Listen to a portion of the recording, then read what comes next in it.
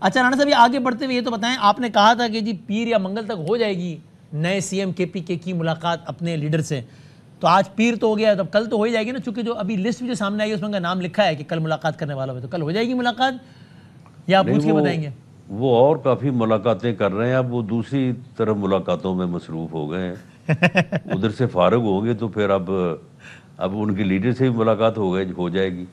وہ لیڈر سے ملاقات کرتے کرتے کہیں اور جا پہنچے ہیں۔ جی وہ میں سمجھ رہا ہوں آپ جس طرف اشارہ کر رہے ہیں، لیکن وہ سیکیورٹی امور کے حوالے سے ظاہر ہے ضرورت ہوتی ہے نا، وہ حساس صوبہ ہے تو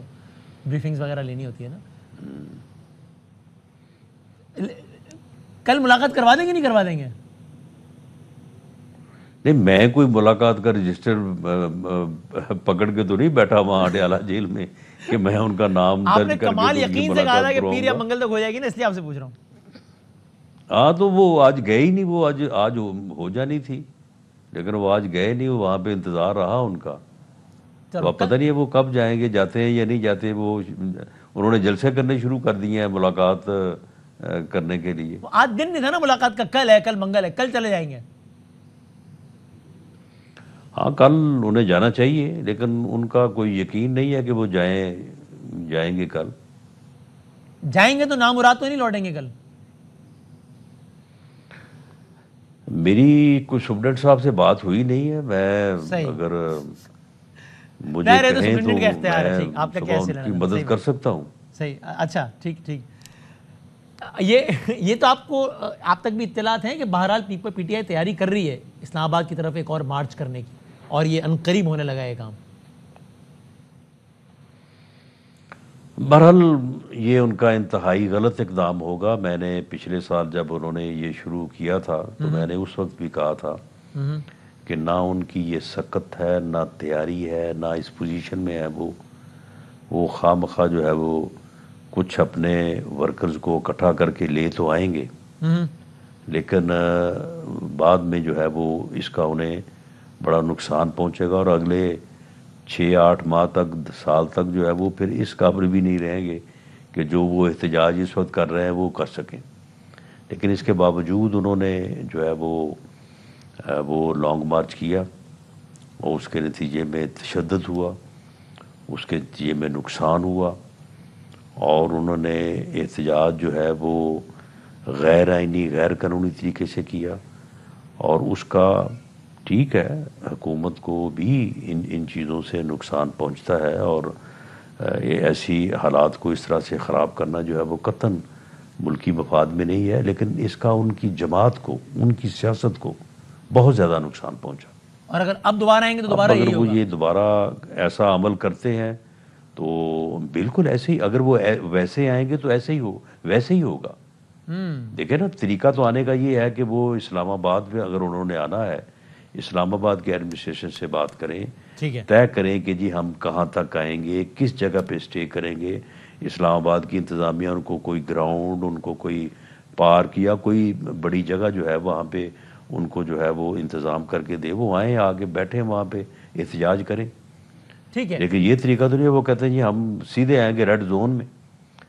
تو وہاں پہ اگر وہ آئیں گے تو پھر تو لازمی بات ہے کہ پھر تو اگر ویسے کریں گے تو پھر ویسا ہی ہوگا جو جو پچھلی ہوا دفعہ تھا آپ ہوا کہہ ہے۔ رہے ہیں۔ آخری سوال رانا صاحب، یہ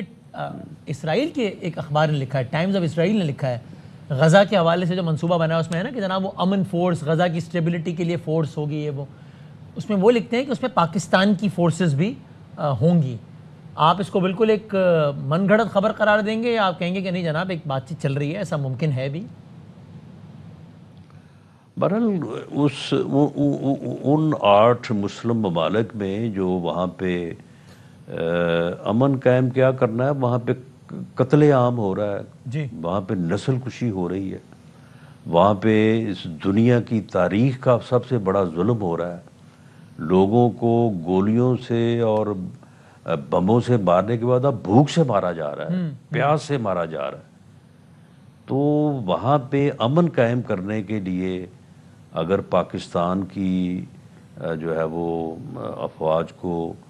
موقع ملتا ہے تو میں نہیں سمجھتا کہ اس سے کوئی بہتر چیز ہو سکتی ہے اپنے ان مسلمان فلسطینی مظلوموں کی مدد کرنے کے لیے، ان کی جان بچانے کے لیے، ان کے اوپر امن جو ہے وہ کا نفاذ کرنے کے لیے اگر پاکستان کو کوئی رول ملے، یہ میری ذاتی رائے ہے، میں اس سے واقف نہیں ہوں کہ کوئی آفر ہوئی ہے یا نہیں ہوئی، لیکن پاکستان ان 8 ٹھیک ہے، ممالک میں شامل ہے جنہوں نے اس بات کو انشور کیا ہے کہ وہاں پہ جو ہے وہ امن قائم ہونا چاہیے، امن فورس کے پاس اس کا انتظام ہونا چاہیے، اسرائیلی کی فوج کو وہاں سے جی جو ہے وہ وڈرا ہونا چاہیے۔ تو اگر اس کا موقع ملے تو میں سمجھتا ہوں کہ یہ ایک سعادت کی بات ہوگی۔ اور رانا صاحب بالکل آخری سوال بتا دیجئے، بس یہ پنجاب میں جو آنے والے بلدیاتی انتخابات ہیں وہ غیر جماعتی ہو رہے ہیں، یہ ایک غلط خیال اور غلط تاثر ہے؟ نہیں تو آپ لوگ پڑھا کریں نا، جب آپ ایک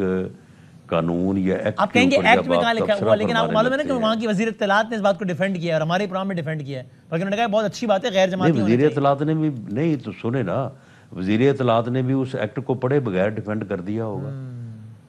آپ مجھے بتائیں کہ اس کا جو چیپٹر 14 ہے وہ زیادہ سے زیادہ 2 صفحے ہیں۔ یہ ہمارے صحافی بھائی جو اتنے لمبے اور لمبے اور وزراء اتنا حضرات، خواتین یعنی حضرات، وہ جاندار تبصرہ کرتے ہیں،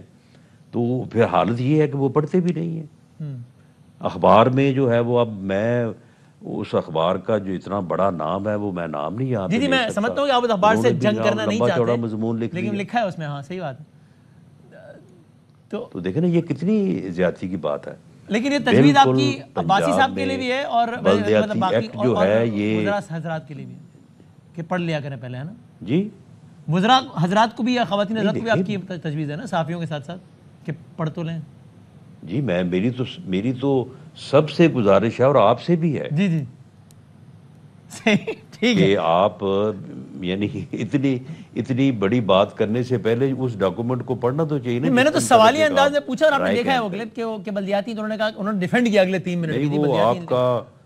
آپ کا جو معصومانہ سوال ہوتا ہے نا، جی وہ بعض کا تو بڑے مغالطے کا اور بڑے دھوکے کا باعث بنتا ہے۔ وہ آپ نے ایسا معصومانہ سوال کیا معصومانہ طریقے سے کہ وہ عظمہ بخاری کو جو ہے وہ آگے سے ڈیفینڈ کرنے کے علاوہ کوئی اور چارہ ہی نہیں ملا، انہوں نے آگے سے ڈیفینڈ کر دیا۔ ٹھیک ہے جناب۔ حالانکہ بلدیاتی نظام میں بالکل سیاسی جماعتوں کے لیے حصہ لینے کا بالکل کوئی ممانعت نہیں ہے، ٹھیک، سیاسی جماعتیں بھی حصہ لے سکتی ہیں، انڈیپینڈنٹ لوگ بھی حصہ لے سکتے ہیں۔ رائٹ، بہت شکریہ رانا ثناء اللہ صاحب، تھینک یو ویری مچ۔